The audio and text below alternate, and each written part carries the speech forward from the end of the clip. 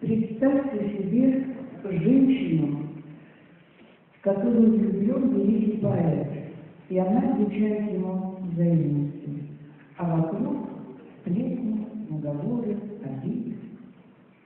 Ольга Илинская, женщина. Бывают дни, когда, как степь суха, не солнцем выжжена, а зло людских пределов моя душа.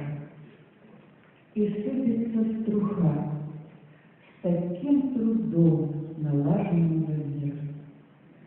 И кажется, что дом уже подгнил, и яблоня подточена у корня, и я шепчу, пускай, мне все равно, я буду кроткой, верной и покорной. Пусть для тебя весь мир и благодать, а я лишь только почва для романа.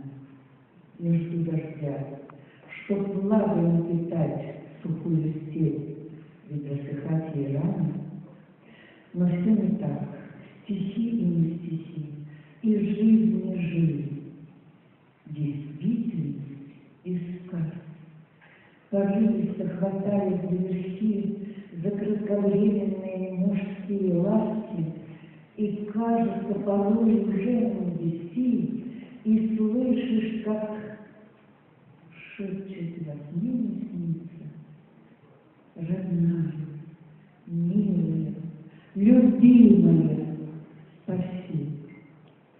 Мне нужно только лишь одно — помочь освободиться от силы собственной, чтоб был он вновь не твой, чтобы жил собой, все унеся непоправимо. Такое видно наше естество, что всю тебя берет в себя любимый.